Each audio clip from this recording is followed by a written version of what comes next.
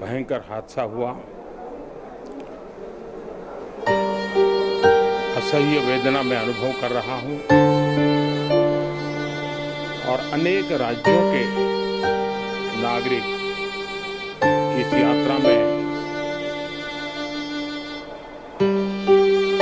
कुछ न कुछ उन्होंने गंवाया है। जिन लोगों ने अपना जीवन खोया है, बहुत बड़ा दर्दनाक वेदना से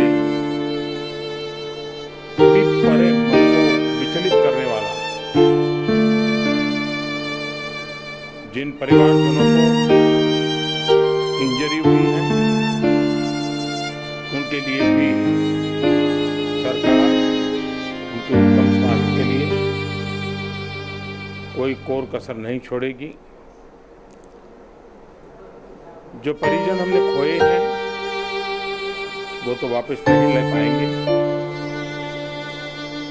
लेकिन सरकार उनके दुख में, परिजनों के दुख में उनके साथ है। सरकार के लिए ये घटना अत्यंत गंभीर है। हर प्रकार की जांच के निर्देश दिए गए हैं और जो भी दोषी पाया जाएगा उसको सख्त से सख्त सजा हो, उसे बख्शा नहीं जाएगा।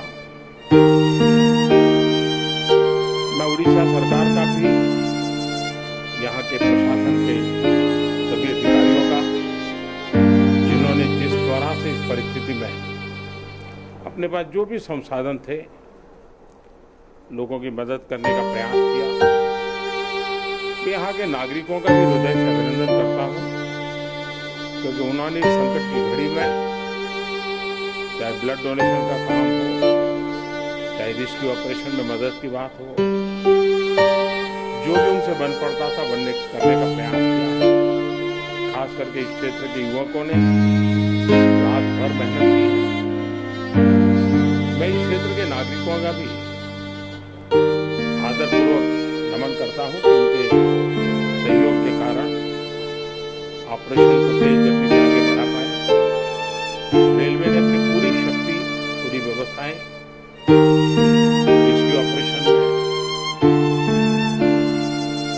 आगे रिलीफ के लिए और जल्द से जल्द ट्रैक रिस्टोर हो, यातायात का काम तेज गति से फिर से आए, इन तीनों दृष्टि से सुविचारित रूप से प्रयास आगे बढ़ाया है। लेकिन एक दुख की घड़ी में मैं आज स्थान पर जाकर के सारी चीजों को देख करके आया।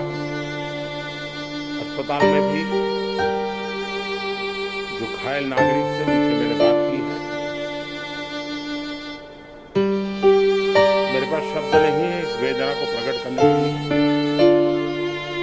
लेकिन परमात्मा सबको शक्ति दे जल्द से जल्द इस दुख की घड़ी से निकले। ये पूरा विश्वास है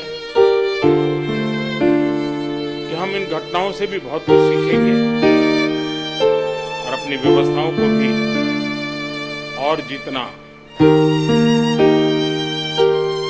नागरिकों की रक्षा को प्राथमिकता देते हुए आगे बढ़ाएंगे। दुख की घड़ी है, हम सब प्रार्थना